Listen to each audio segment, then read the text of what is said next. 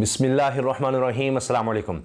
मरीम नवाज साहिबा सरकारी वसाइल का भरपूर इस्तेमाल कर रही हैं और पीटीवी की भरपूर कवरेज होती है, चाहे उनका कोई भी कन्वेंशन हो, किसी जगह पर बैठक हो, किसी हॉल में हो, कहीं भी हो। अब आप देखें कि ये पीटीवी का ख़र्चा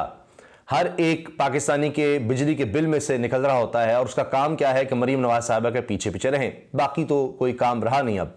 इसी तरह राना सनाउल्लाह हो, चाहे मरीम औरंगज़ेब साहिबा हो, तमाम हुकूमती मशीनरी हो, उनकी ड्यूटी वहीं लगी होती है।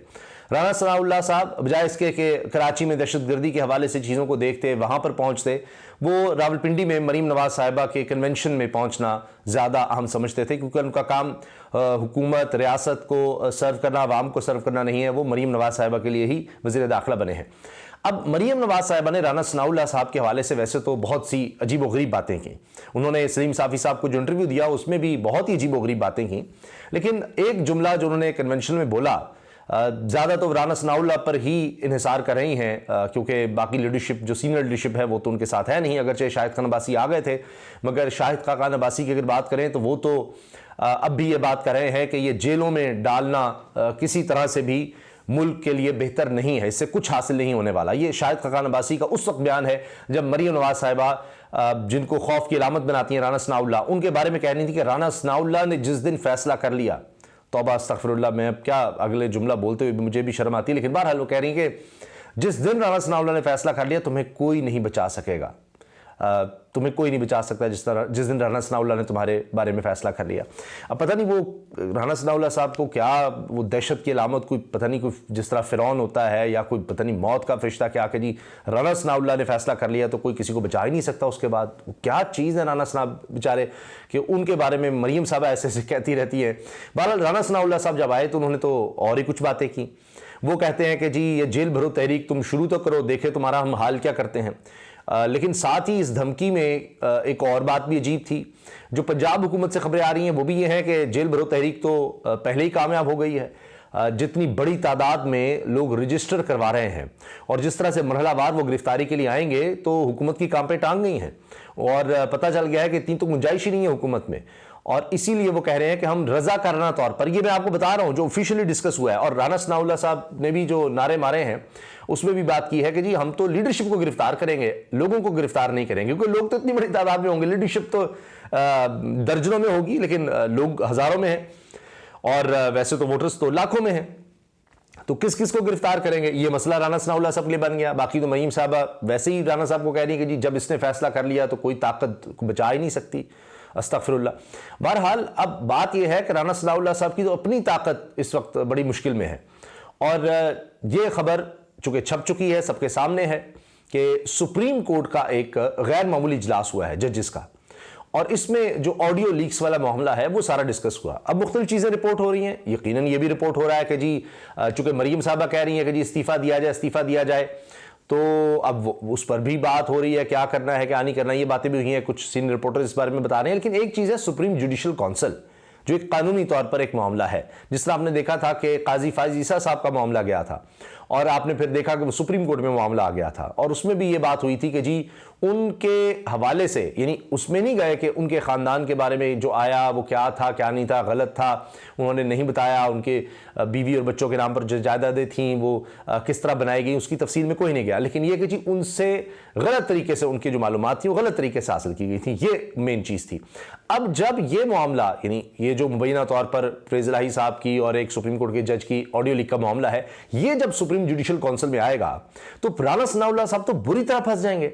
उसकी बुनियादी वजह यह है कि सबसे पहले तो ये बताना पड़ेगा कि राना सनाउल्लाह साहब ने ये जो टेप्स चलाई हैं ये उनको मिली कहां से हैं, किस तरह से ये रिकॉर्ड की गई, वो रिकॉर्ड करने वाले को भी लाना पड़ेगा। ये बुनियादी कानून है, जब तक ये नहीं होगा प्रोसीडिंग आगे चल ही नहीं सकेगी। तो सुप्रीम जुडिशल काउंसिल में जज साहब की तो बारी बाद में आएगी और उसमें जो बात हो रही है उसका बैकग्राउंड अब सारे को पता चल चुका है कि कोई चलान की कोशिश हुई, काले शीशे वाली सुप्रीम कोर्ट के जज साहब की गाड़ी थी, वो प्रोटोकॉल के बगैर निकले थे, वहां पर गाड़ी रोकी, उनको तारुफ भी करवाया गया क्योंकि कानूनी तौर पर उनको ये गाड़ियां मिली होती हैं, सरकारी गाड़ियां हैं, तो लेकिन वो बेचारा कांस्टेबल को समझ नहीं आई, तो वो फिर कहीं आला हुकाम तक मामला पहुंचा। तो फिर जाहिर है कि सारा मामला हल हो गया कि उसको भी कंफर्म हो गया होगा पुलिस वाले को कि जी सुप्रीम कोर्ट के जज हैं।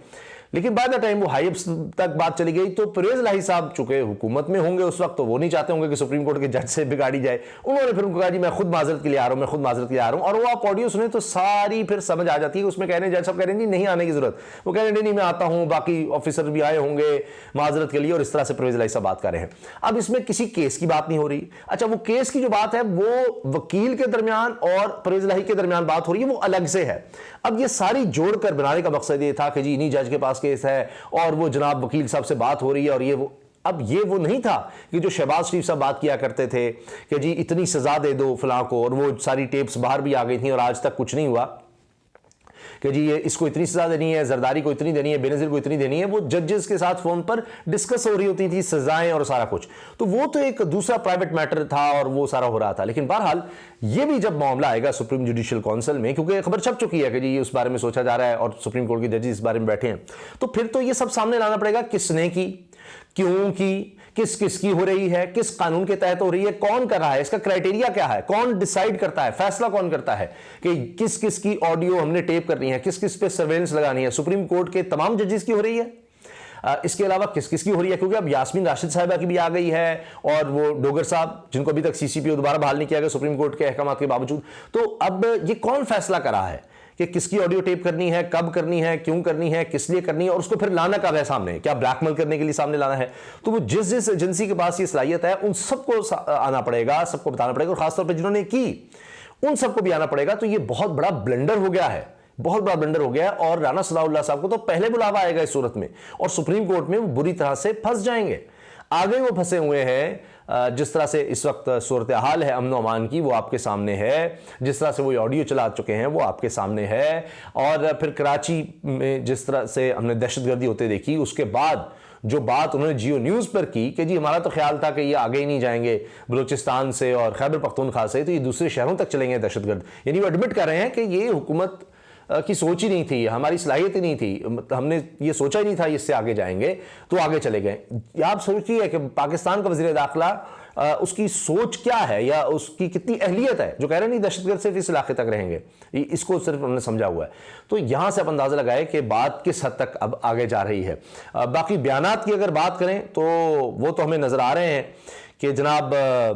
किस तरह से अब सदर पाकिस्तान के खिलाफ भी जाना है, और क्योंकि उन्होंने अपना आईनी हक इस्तेमाल करते हुए इलेक्शन कमीशन को बुला लिया है। अब ये तो कहते हैं, मरीम साहबा कहती हैं जी हम तैयार हैं इलेक्शन के लिए, लेकिन राना सनाउल्लाह साहब उसी जगह पर उसी कन्वेंशन में कह देते हैं जी हम तो चाहते हैं इकट्ठे इलेक्शन हो, वरना बड़ा मसला हो जाएगा। फिर वो बयान करते हैं जी अलग अलग इलेक्शन होंगे, ये होगा वो होगा। अब मरीम नवाज का मीडिया सेल अदलिया मुखालिफ मुहिम चला रहा है, ये जनाब फवाद चौधरी साहब ने कहा है।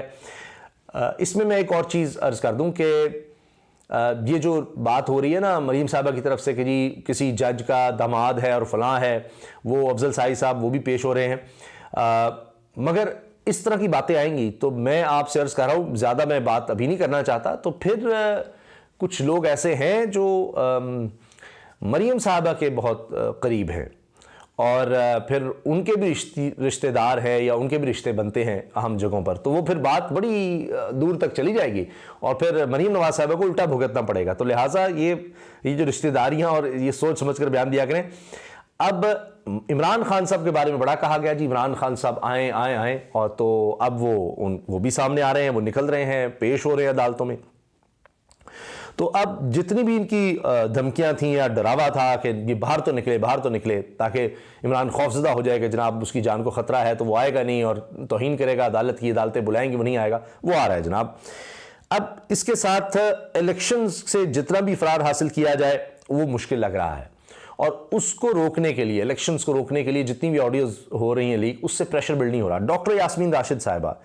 इतनी बहादुर खातून है कि लगता है कि वो अकेली ही इस पूरी पीडीएम के लिए काफ़ी हैं। उन्होंने कहा है कि मैं तो अब अदालत आ रही हूँ, जिसने मेरी ऑडियो लीक की, मेरी प्राइवेसी, एक खातून की प्राइवेसी जो है वो किसी भी पाकिस्तानी शहरी को हक हासिल है कि वो किसी अफसर से बात कर सकता है। कोई इसमें गैर कानूनी है, अच्छा उस गुफ्तगू में कुछ गैर कानूनी है, लेकिन सिर्फ उसको दबाव में लाना, मिलाइन करना, अगर ये मकसद है तो जनाब अब वो भी अदालत जा रही हैं ताकि ये पता तो चले ना कि कौन कर रहा है, किस लिए कर रहा है, राना सनाउल्लाह साहब का जो किरदार है वो भी सामने आ जाए, उनकी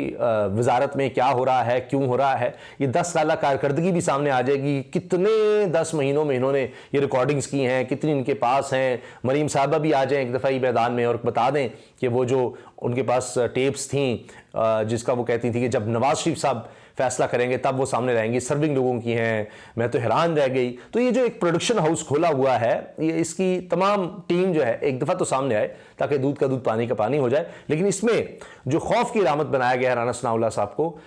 उनके हवाले से एक बड़ा अहम मैं समझता हूं कि मोड़ होगा जब ये सारा कुछ ये सुप्रीम जुडिशल काउंसिल में अगर जाता है मामला। तो ये बड़े शौक से ये तो समझ रहे थे ना कि जाए और हमने जज साहब को बड़ा दबाव में ले आए हैं, ये कर दिया वो कर दिया है। लेकिन अगर जुडिशरी, अब ये ज़ाहिर है इस पर देखना है कि क्या फैसला किया जाता है जजेस की तरफ से, सीनियर जजेस की तरफ से, और वो सीनियर जजेस हैं वो देखें कि जब इस मामले को समझेंगे और ये अगर जाएगा, क्योंकि ये मीटिंग हो गई है और उससे जो खबरें अभी तक बाहर आ रही हैं मैंने आपसे अर्ज कर दी हैं, उसके मुताबिक तो ये है कि कोई भी कार्रवाई शुरू हुई तो राना सनाउल्लाह साहब की तो पेशी लाजमी है। और उसके बाद फिर किसी तरह से भी आप किसी भी पहलू को इसको देख लें, क्योंकि जज साहब क्यों बात कर रहे थे, क्या कर रहे थे, वो तो बात की बात है, मैंने आपको बता दी, उसमें ऐसी बात भी कोई नहीं थी। लेकिन पहले जो चीज़ें आएंगी उसमें तो राना सनाउल्लाह साहब बराह रास्त मुलव्वस पाए जाएंगे, यानी उनको उसका जवाब देना पड़ेगा। अब वो हकीकत अगर बताएंगे तब फंसते हैं, अगर छुपाएंगे तब फंसते हैं, आए बाएं शाएं करेंगे तब फंसेंगे, तो बड़ी ही मुश्किल में आ जाएंगे। अब इस ऑडियो चक्कर से मुझे नहीं लगता कि राना सनाउल्लाह साहब की जान छूटने वाली है, जिस तरह अभी से वो खुद पीछे हट गए हैं ये जेल भरो तहरीक के हवाले से कि जी हमने तो रज़ाकारों को तो गिरफ्तार ही नहीं करा, हम तो लीडरशिप की तरफ जाएंगे। तो अभी से मान गए हैं कि ये कामयाब हो गई, इतनी बड़ी तादाद में हम लोगों को जेल में डाल ही नहीं सकते। जो उनका जो शौक था कि आओ निकलो, तो अब लोग खुद आ रहे हैं, तो इनकी अभी से सीटी गुम हो गई है। तो ये इन्हीं से अंदाज़ा लगा लीजिए कि जो अवाम की ताकत है या एक अवाम की सोच है या शऊर है या बहादुरी है, वो जब निकलते हैं तो फिर किस तरह से वो राना सनाउल्लाह जिनके बारे में मरीम कहती हैं कि ये तो अकेला काफ़ी है या जिसने इसने फैसला कर ले देखना क्या होता है, वो अब खुद परेशान फिर रहे हैं। इजाज़त दीजिए, अल्लाह हाफ़िज़।